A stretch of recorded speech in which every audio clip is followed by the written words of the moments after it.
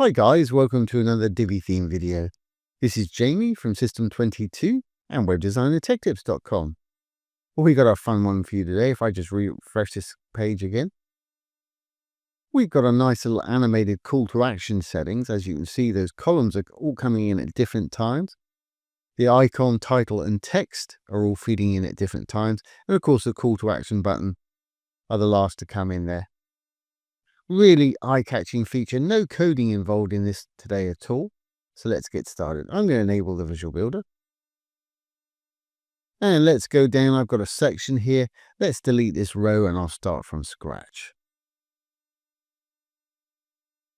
Okay, I've got a section here with that picture of the car in the background. I've got quite a bit of padding top and bottom. I'm going to add a new row by hitting the little green button. I'm going to throw 3 columns in mine. First module I'm going to put in is an icon. So roll on down, choose whatever icon you want to put in yours. And I'm going to go over to my design. I'm going to make my icon white. I think I used about 40 pixels before. Just adjust to taste, obviously.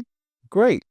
Now we've got that in there. I want a little title underneath it. And the reason I'm doing these separately rather than using a call to action module or a blurb module is because we can animate the titles and icons and things separately doing it this way. So let's add our little title now using a little heading module. There we go. And put in what you want to say, obviously. If you want to link it, you can do so here. I'm not going to with mine, and I don't want a background in there or an admin label. I do want to make that so I can see it. So let's hit the little paintbrush associated with it. I'll take us straight to the editing for that heading text. Don't want it to be an H1. That should be reserved for your main page heading there. I'm going to make mine perhaps an H3. Let's turn it white so you can actually see it. There we go. I'm going to pop it in the middle. And I'm going to use a font that I've been using for titles called Anton. So if I click on the heading font here, it should be up in my recents. There it is right there. And for any of these, if you want to audition a font, just roll over it. It'll give you an example of that particular font. Great. Well, I'm happy with my Anton there. So let's save that.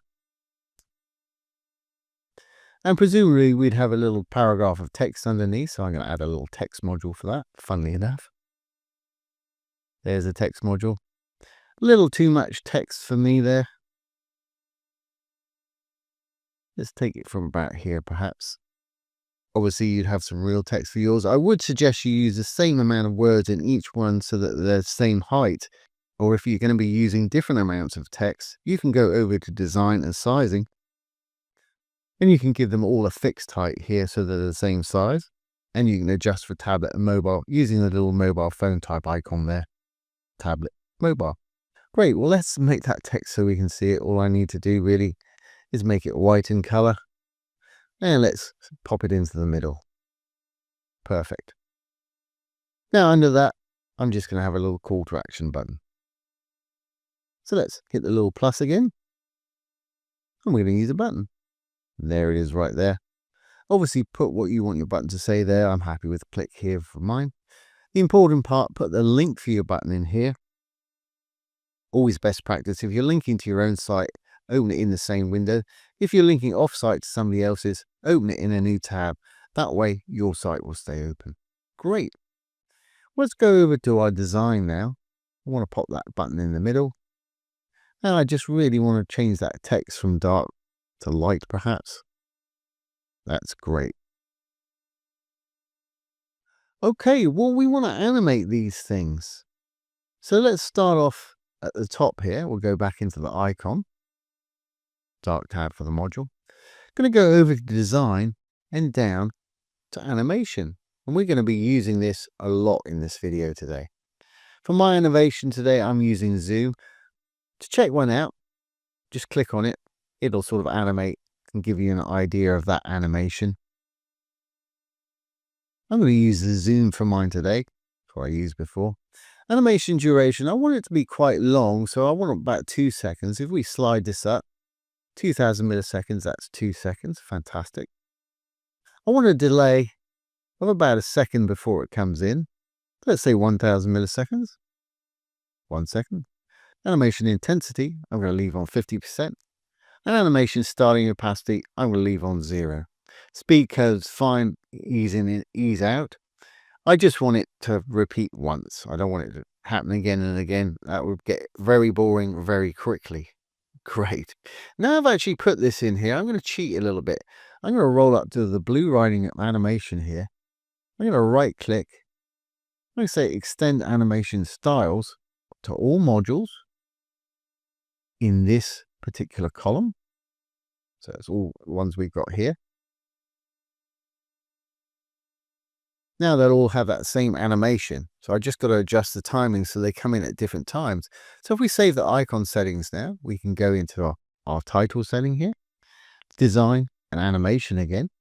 You'll see it should have the same one. There it is, the zoom, 2000 milliseconds duration. Delay, I'm going to up this to 3 seconds. Reason I'm using 3 is that will give our icon time to animate in with 2 seconds worth. Yeah, and then this will pop in. Fantastic. Intensity and everything else I'm leaving exactly the same. This next one, our text. I'm going to go back to the animation again. I'll roll this one up to 4 seconds. The last one was 3 seconds. And for our button, you know exactly what I'm going to do here. I'm just going to increment up by 1 more second with this one. So we have 1, 3, 4. This is going to be 5. Perfect. Now I also want the column that it's sitting in to have a bit of a background. I want to tighten these up a little bit. They're a little far apart from me. And I want to animate the column itself too. So let's save our button settings here. I'm going to go back into the row. We're working on our first column here, column number 1. Background's always under content. I'm going to go down. I'm going to give it a black background, which is pretty severe. So I'm going to left click on the field here. I'm going to drag the opacity slider down a bit. So we've got a hint of that car behind there, but we can still read that writing nicely. And let's give it a bit of padding all around so it's got a bit of breathing space. Let's pop over to design to do that. Spacing. Padding, I'm going to put 30 pixels all around. Just put in the 30, it'll put in the pix. Get the chain, it'll do the opposite side. We'll do the same for left and right. And let's just finish off by giving it some rounded corners. Underneath you'll find border. I think I used 30 pixels on that also, so it's got 30 pixels everywhere. Great. I also want to give this an animation though. I want it to be delayed by about half a second after the page loads, which should be just before that icon comes in at 1 second. So we know where the animation is, under design, animation.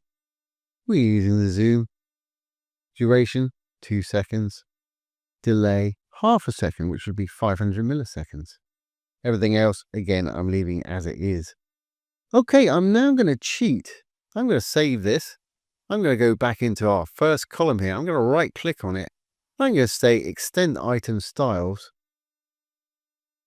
to everything in this row. So in other words, it'll give the same style to our other 2 columns that we're not using yet. Perfect. Now, this to me is looking a little far apart. I'd like it to be a bit tighter. Easiest way to do that is to go back into our row. We can go to design and sizing. Use custom gutter width. Set on 3 by default. If we roll it back to 2, you'll notice that everything's tighter there. If I put it to 1, they'll be sitting on top of each other, which is just too tight for me. So 2 works perfectly, or you can adjust with margins on the bottom and top of these if you want to do it manually. But that's going to work for me, so that's fine. So we now need to duplicate these. So we've got content in these columns and then adjust the timing. I find the easiest way of doing that is to hit the little purple button. We'll go to back-end mode. If we look over here, we've got a little icon, wireframe view. Click on it. Takes us to the back end. I just find it easier doing things this way sometimes. Certainly less distracting. I'm going to duplicate the icon by hitting the 2 little squares there. I'll roll it across. I'm going to go into it. We'll choose the next icon that we want. I think I use something like tools. Let's use that one. Then do the same for the heading. 2 little squares to duplicate either of them, drag them across. And let's say best text, whatever you want to call yours. Let's make that a capital B. Now the text, obviously you'd have different text in each of yours. Like I say, I'd keep it to either the same amount of text or give this module a fixed height so they're all the same. I'm going to leave mine just as it is. And also the button, I'm going to clone. And again, doesn't matter which one, they're identical at this point. Probably want to go in, maybe change your text and change your link if you want to. Now we'll do the time on these. And I need to increment these up by about ½ second from the ones on the left-hand side there. Know how to do that. Icon, design, animation, increment. The delay is the one we're working on. Give this an extra ½ second. Go into the heading. Do exactly the same thing. Extra ½ second. 500 milliseconds, remember, is ½ second. Same for the text. 4500. And same for the button. Should be 5500. Now I'm going to do exactly the same thing. So I'm going to pause the video. No point you watching me repeat myself here. I'm going to duplicate these and just up each of them by ½ second. Fantastic. Okay, I've just done my last one now. If we flip back to desktop mode, all of our columns should be populated now. Perfect. And I've incremented each of these by ½ second, so the timing is going to be different on each of these. The only thing we've got left to do is our actual columns themselves are all coming in at the ½ second mark. So I want to increment up by ½ second on each of these. So let's go into our row, go into our second column here. Remember, we extended the stars, so they've all got that 500 mils. There it is. Let's up that to 1 second for this one. I'm going to save that. I'm going to go into my third column now. You know exactly what I'm going to do. There's our 500. I'm going to make that 1.5 seconds, which would be 1500. We should be good to go. Let's save our changes now. Save the main row settings. We'll save the page changes. If you haven't got it expanded already, hit your little purple button. Save the page changes. And let's exit the Visual Builder. There's our card. There's our columns with icons. Titles are coming in, text are coming in, and then buttons finally coming in there. And that's a really little nice animation. That's going to get people's eyeballs on it really quickly. Let's just refresh that one more time. So here's how to add a nice little animated call to action section. Really easy to do. As you can see, no coding involved whatsoever. I hope you've enjoyed this today and found it useful. If you have, please give it a thumbs up, ring the bell, comment, share, and subscribe to the YouTube channel. Don't forget, if you have any questions, pop them down below the video. I'll do my best to answer them for you or make a little demo video just like this one. So once again, this has been Jamie with System22 and webdesignandtechtips.com. Thanks for watching. Have a great day.